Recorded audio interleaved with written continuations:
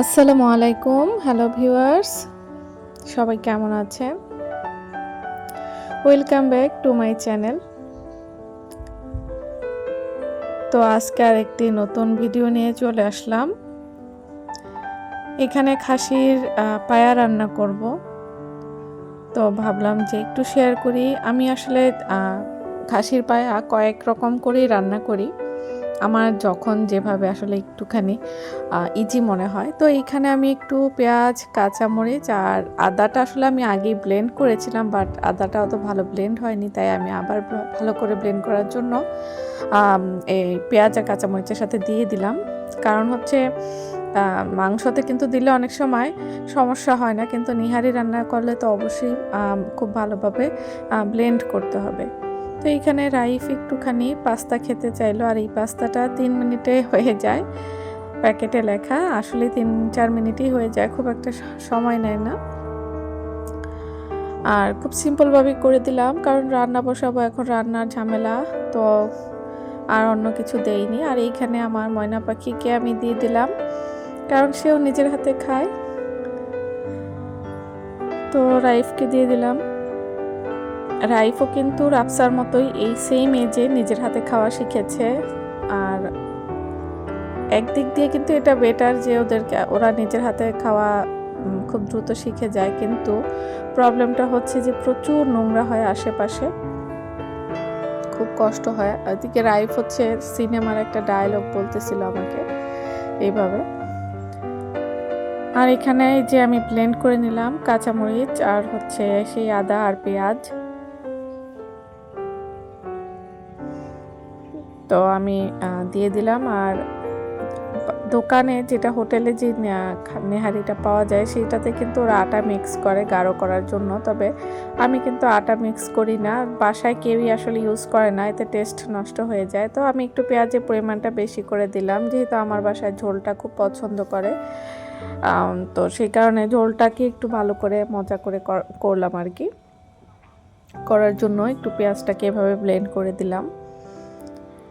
তারপর আমি গরম মশলার গুঁড়াটা ইউজ করব, কারণ গোটাটা আমার কাছে নেই, শেষ হয়ে গেছে। আর আমার বাসায় মাংস প্রচুর খাওয়া হয়, তো গরম মশলা আসলে খুব দ্রুত শেষ হয়। গুঁড়া করে রেখেছিলাম, তো সেইটা এখন ইউজ করব। আর হলুদের গুঁড়ি, মরিচের গুঁড়ি, ধনিয়া, জিরা সব একসাথে দিয়ে দিচ্ছি। আজকে আমি গোটা যেটা গোটা জিরা ওইটাও বাটা দিতে পারিনি। নর্মালি কিন্তু আমি নেহারিতে বাটা জিরাটা দিই, যেহেতু আমার কাছে নেই। আর রান্না করতে হবে, বাচ্চার ঘর, রাইফ রাতে খাবে রুটি, তো সেই জন্য আমাকে রান্না করতে হবে। ওয়েট করার টাইম নেই, ওর বাবা আসতে আসতে অনেক রাত হয়ে যায়, 10টা বেজে যায়, তখন আসলে সম্ভব হয় না রান্না করা। আর আমি আজকে নেহারিটা একটু সরিষার তেলে রান্না করব। এটা আমি একটা আপুর ভিডিওতে দেখেছিলাম যে নেহারি সরিষার তেলে রান্না করেছে, জানি না আসলে কেমন লাগবে, তবে রান্না করে দেখি যে কেমন লাগে। তো খুব ভালো করে এখানে আমি কষিয়ে নিয়েছি, আর দেখতেছিলাম যে সিদ্ধ হয়েছে কিনা, তো দেখলাম যে সিদ্ধ হয়ে গেছে। তো আমি কিন্তু গরম পানি দিব এরপর। নিহারি আসলে অনেকভাবেই রান্না করা যায়, যে যেভাবে পারেন। আমি কিন্তু কয়েকভাবেই রান্না করি, এই না যে শুধু আমি একটা স্টাইলেই রান্না করি। আমার আসলে যখন যেভাবে সুবিধা লাগে আমি ঠিক সেভাবেই রান্না করি। তো তারপর আমি হচ্ছে একদম ফুটন্ত গরম পানি দিয়ে দিয়েছি। আর বলেছি যে আমার বাসায় ঝোলটা একটু বেশি খায়, তো আমি অত কিন্তু ঝোল কমাবো না, একটু পাতলা পাতলা ঝোল রাখবো বেশি পরিমাণে। কারণ আমার বাসায় মাংস, গরুর মাংস, মুরগির মাংস বলা চলে, সব কিছুতে আসলে ঝোলের প্রয়োজন হয়।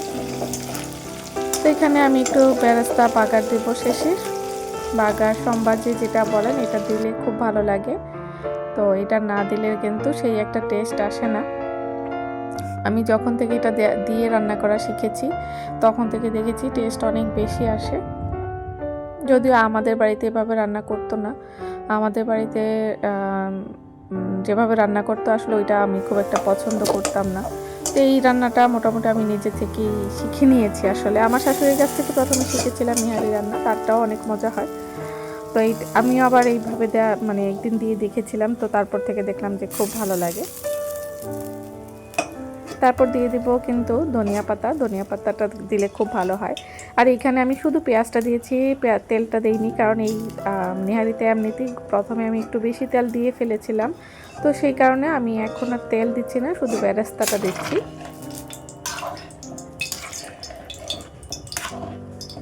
যেহেতু আমি হচ্ছে প্রেশার কুকারে ইউজ করিনি, প্রেশার কুকারে রান্না করলেও ভালো হয় নেহারি রান্না, তবে আমি চুলাতে অনেকক্ষণ ডিমি আঁচে রান্না করেছি, তো ভালোই হয়েছে। তো এই পর্যায়ে এখন আমি খাওয়ার ঠিক আগ মুহূর্তে আমি দিচ্ছি ধনিয়া পাতাটা। আর রান্না কিন্তু আমি অনেক আগে করেছি, তবে যেহেতু খাওয়ার ঠিক আগ মুহূর্তে ধনিয়া পাতাটা দিলে একটু বেশি ভালো লাগে। তো ধনিয়া পাতা অনেক বেশি মনে হচ্ছে এখানে, যারা একটু কম খান তারা একটু কম দিবেন, যেহেতু আমার আমি খুব বেশি পরিমাণে ধনিয়া পাতা খাই, তো একটু বেশি দিয়েছি, আমার ভালো লাগে তাই। আর ধনিয়া পাতাটা দিলে একদম অন্যরকম একটা টেস্ট আসে নেহারি থেকে। ওই যে বলেছি আমাদের বাড়িতে আগে এভাবে রান্না করতো না, তো আমি খুব একটা খেতে পারতাম না আমাদের বাড়ির নেহারি, তো আমার শাশুড়ির কাছ থেকে তারপর শিখেছি। আমার শাশুড়ির হাতের নেহারি রান্নাটাও খুব মজা হয়।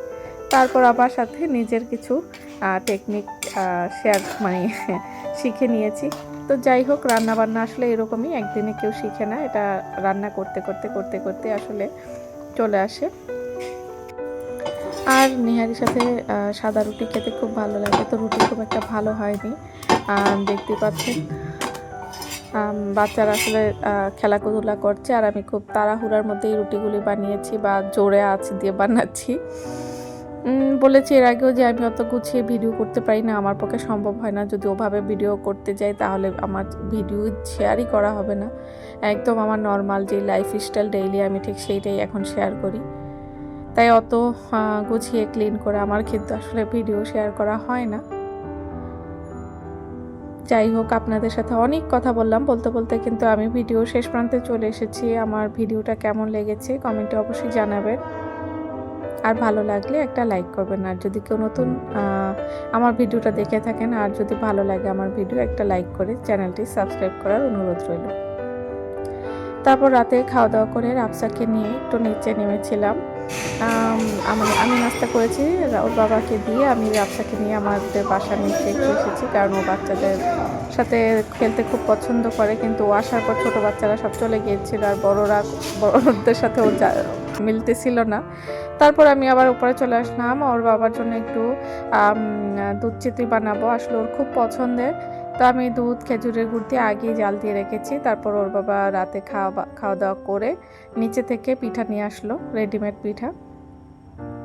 ওর বাবা নারকেল পছন্দ করে না, তাই দিইনি। আমি নারকেল খুব পছন্দ করি, কিন্তু ওর বাবা করে না। যাই হোক, পিঠাটা খেতে অনেক ভালো হয়েছিল। আমি কিন্তু মোটেও পিঠা বানানোতে পারদর্শী না, তবে ওই দিন খুবই ভালো হয়েছে। তো যাই হোক, আমি আজকের মতো এখানেই বিদায় নিচ্ছি। সবাই ভালো থাকুন, সুস্থ থাকুন, আল্লাহ হাফিজ।